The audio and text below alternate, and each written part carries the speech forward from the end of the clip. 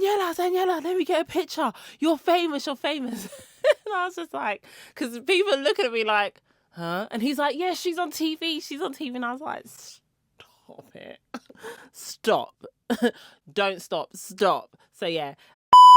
We're back like we never left. Excuse the beat face today, but I have been shooting a VT, which is the adverts for this morning.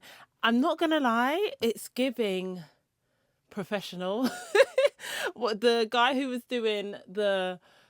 was recording today, so the videographer guy, he was like, you guys have done this before? And I was like, well, technically, yeah, but I haven't done VTs for this morning before. So as many times as I've been on the show, I've never done their ads. So it was really great to just have a new side of what it is that I'm doing there. Because I've been modeling on This Morning now for over a year.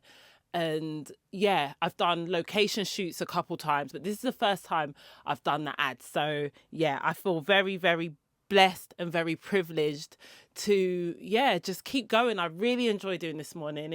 It's a highlight. I done an event this week where I was modeling at Excel for the World Travel Market, which is a massive event at Excel. I didn't realize it was so big. Where basically, if you've gone to an event at Excel before, everyone has different rooms. So whatever the event is, they'll have like, I don't know, S4 to S6 and whatever. So that in Excel, there's always loads of different events happening. But this is the first time that I've gone to Excel and it is one event in the whole of Excel just taken over. So on both sides is part of the World Travel Market and all the countries are represented there. And it was really interesting because on the way home, I met one of the, I don't know I can't remember what his title was, but he was like an organizer or something. And he said he came over 3 years ago, but he said it's just amazing how massive it's grown since he joined the company a couple years ago, and the representation from black and brown countries. Because he's like 3 years ago, there wasn't such a big representation, but just like he's Indian. So he said the Indian representation and the black and African and Caribbean representation has grown so much. So that was nice to know. Oh, there was a reason I was telling you that. There was a guy, and obviously I'm there modeling, I'm wearing the carnival costume. And he's like, Daniela, let me get a picture. You're famous. And I was just like, because people are looking at me like, huh? And he's like, yeah, she's on TV. And I was like, stop it. Stop. Don't stop. So yeah, it's really cool. Like I just enjoy it. I just enjoy doing it. So yeah, it's always nice to continue doing stuff with This Morning. And yeah, all the things that I'm doing, like, it's amazing. I say this all the time. Every week is not the same. In 1 week, I'm doing like 4 or 5 different jobs. And to say I love it is an understatement, because one thing about me that I've learned over the years is that I get bored really easily.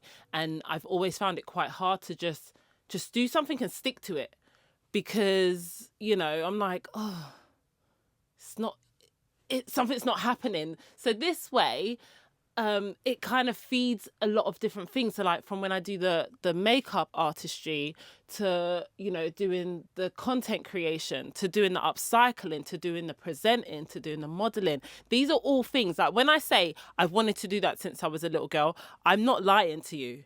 The only thing that I'm not doing that I've always wanted to do is do theatre and do performing arts. Obviously, I studied performing arts for 2 years and absolutely loved it. I fell in love with performing arts. I fell in love with, the whole just performance and dancing and acting and singing, that whole world when I done performing arts. But what I love about what performing arts has done for me is it gave me a skill. It gave me a lot more confidence. Because I also done drama. I used to go to a place called Identity Drama School. And I think I done that after, I did. I done that after performing arts. But I don't know, drama alone just wasn't enough. I always wanted to do musical theatre. I wanted to do the musical lifestyle. I loved that. And I think shortly, while I was still doing drama, I actually got pregnant with Caden.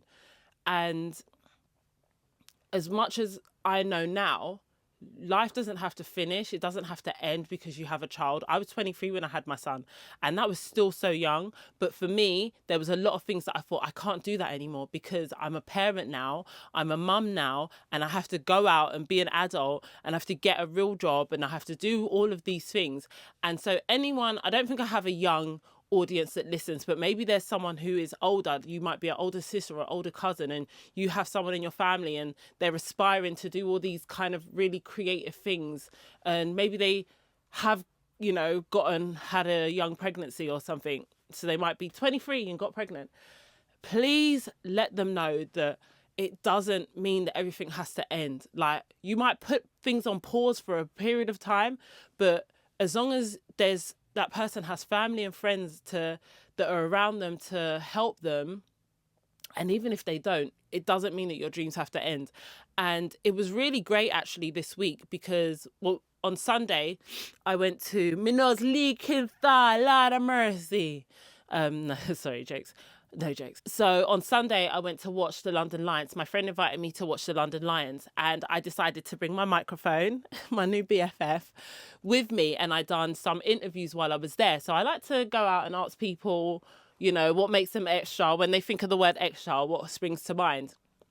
And so I was going around the auditorium after the game finished and I was asking people, interviewing them, telling them, you know, if they had something interested on, I'd say, oh my God, your outfit looks amazing. What do you think of extra? So all of that thing. And then there was a young lady in there. So she saw me doing this, but I didn't get a chance to speak to her. But I did notice her because she had bright blonde hair.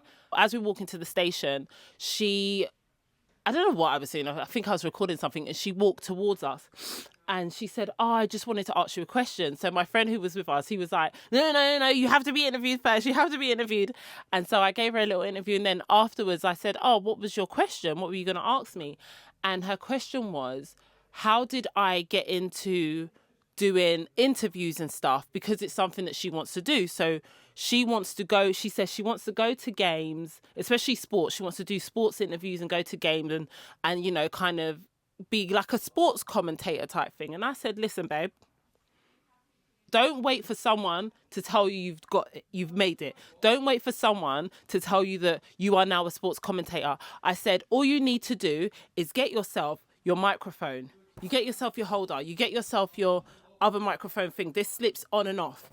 You get yourself the box if you want it. You don't have to do all of that. You can do it with literally just this thing here and do interviews like that.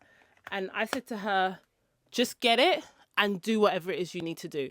If you have to go to the games and you are just going to start speaking to people outside, if you haven't got the money to buy the ticket to go inside the game, speak to them outside the game and ask some questions. Whatever your questions are going to be.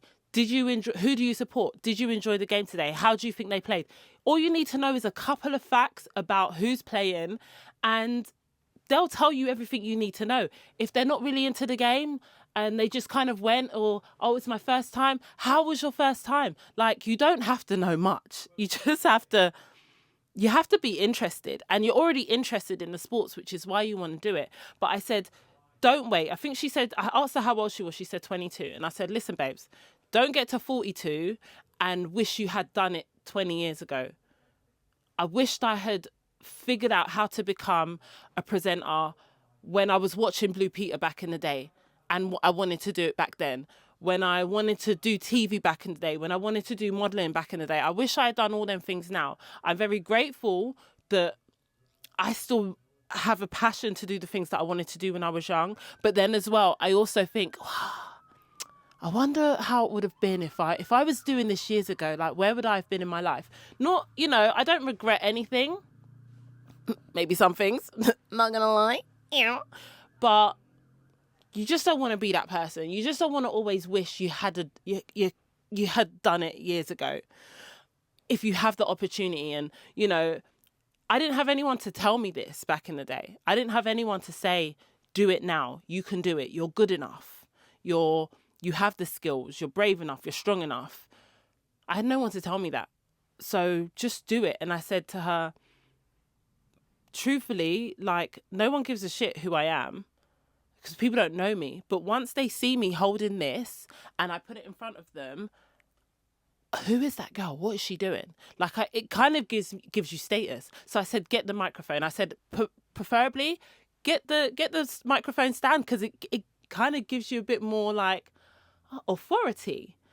There was even, when I was doing the interviews, there was one guy who said, he said, you guys done so well today. And I was like, you guys? He thinks I work for London Lions and I'm there doing interviews for London Lions. It gives you some kind of authority when you stand there with a mic and people are more willing to speak to you, more than if you just maybe have just a little lapel mic. So yeah, that was my advice to her. Just do it now. Don't wait for someone to tell you that you're it. When I started doing my lives in lockdown, and I created the So Flipping Extra live show so that I could practice my presenting skills, I thought, I'm going to create my platform, because ain't no one putting me on a platform right now.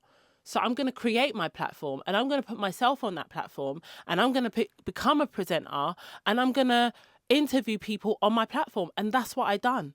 And I don't know how many people I interviewed during lockdown when I was doing the So Flipping Extra live show, but I interviewed a lot of people. And I also allowed people to speak about what it was that they were doing, and they felt seen. Like, these are what they said to me. They was like, oh my God, thank you so much. I was so nervous. You made me feel so good. You made me feel so calm. You made me feel so comfortable. I did that. Like, boost yourself up. Scream from the rooftops. Like, do you know what? Honestly, I really am done pretending that I'm not that girl. I just feel like, especially in the UK, we're always reminded to be humble. But if you're good at something and you did that, why do we always have to be hush-hush about it because we don't want to look like we got a big head? No, I did that, and I've been doing that. And I'm going to continue doing it as well. I'm going to continue making people feel seen and making people feel good. And the reason I'm going to continue doing it is because that's what brings me joy. And that's what makes me feel good. That just reminded me, I haven't even done my intro yet. And we're however minutes into the show. I'm going to quickly do my intro, actually, because I can't do an episode and not do the intro. Hi, guys. Welcome to another episode of the So Flipping Extra podcast, a platform for me to express, explore, and connect. And be so flipping extra. Why? I hear you ask. Well, guys, that's what brings me joy. So without further ado, we're going to continue with the podcast because I've already gone way in. And I didn't want to do a long one today, actually, just because I just wanted to drop a little message, drop a little mic, and keep it moving. So we'll see Wagwan. I genuinely wanted to say, not every day humble.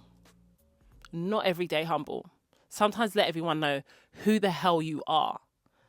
This is not every day you have to be humble about everything that you do. Like, if you're doing great things and you're feeling good, don't shut up about it. Because do you know how many people you're inspiring by being you?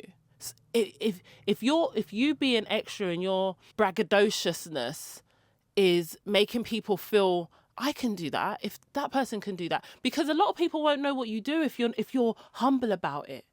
I don't want to say anything.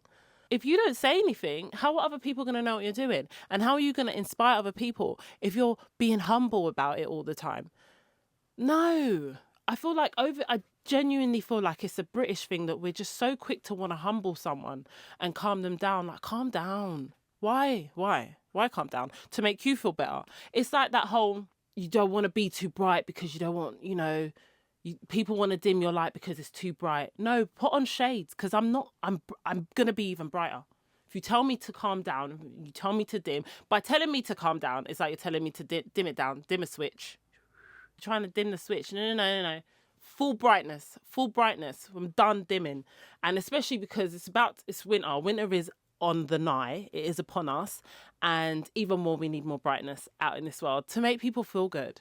So if this is you, stop being humble. Stop dimming your light. Make them put on glasses. I had Sammy on the show last week. If you didn't see last week's episode, definitely watch it. It was a beautiful episode with Sammy Sparkles, and that was something she said as well. Make her put on fucking glasses, mate. So yeah, there was something else I think I wanted to talk about today. Do you guys like my hair? I done a new process of getting my hair like this, and I like it a lot. This is a quote I saw today and I actually screenshot it. Gas yourself up, sis. You're a real one. Gas yourself up. Gas yourself up. Keep gassing yourself up, because you know what?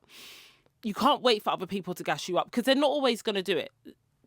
Not everyone is going to gas you up. And I also posted something really cheeky this week, and it said, if nobody told you you're beautiful today, it won't start here. Keep scrolling, gremlin. And I posted that, and because I saw it and I thought it was so hilarious. But most people who commented on it, they laughed and they're like, because people know that like I'm cheeky when I'm ready, innit? But honestly, like, I love gassing people up. I love making people feel great about themselves. The reality of it is that there's not always going to be someone there to gas you up, especially when you need it. Sometimes you really need that gassing up and you're like, oh man, I feel like shit. And you really want someone to do it, but no one doesn't have to tell you that you're amazing. No one doesn't have to tell you you're beautiful. No one doesn't have to tell you look good. You need to learn to see that shit for yourself. You need to learn to look in the mirror and gas yourself up. Even when you've just woken up in the morning, wake up in the morning and look in the mirror and be like, you're fucking amazing. You look beautiful. You look magnificent. You are phenomenal. You can tell yourself all of this stuff so that at your low points, when you're feeling and you're feeling and you can't be bothered, you're not waiting for someone else to gas you up. Gas yourself up. Because the thing is, if you don't feel good enough about yourself to even gas yourself up, why is someone else going to feel that for you? Because what energy are you giving off? Like, if you genuinely don't feel it for yourself, what energy are you giving off? And I'm going to say this as well.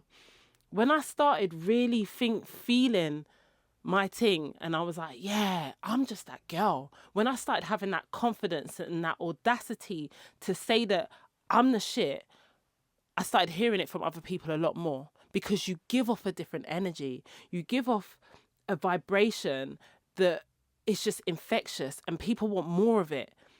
They want to know how are you like this? How do you do this? How do you wake up and just feel great about yourself? And I don't always wake up and feel great about myself. And it's not a lie, but sometimes you just got to gas yourself up and get the energy pumping through your body and be like, boom, I'm just that girl. And you know what? With that said, I'm going to leave it right there. Right there. Drop mic. That's right. So, yeah. Thank you guys for tuning in today. If you enjoyed this episode, definitely hit the like button, definitely follow, and definitely share. Just share this. Just share because you like me, and just share just because I'm fucking amazing. Like, and someone else needs to gas themselves up. If you got a friend that needs to gas themselves up, go send them this podcast and tell them to join me here every week and follow me on my socials. Is it Danny Dorks? Yes, it is. That's right. And with that said, yeah, peace out. A-Town down. West side is the best side. Do I believe that? Not really. But what I do believe, and what we all know, is that wherever I'm at, the vibe's at. And the vibe is here every weekend, every Sunday. And to be honest, if you're on my socials, like, the vibe's always here in my stories. The vibe's always vibing wherever Danny Dorks is. It is what it is. And if you see me and my mic out on the street, make sure you come and have a conversation with us. Love you guys. Bye.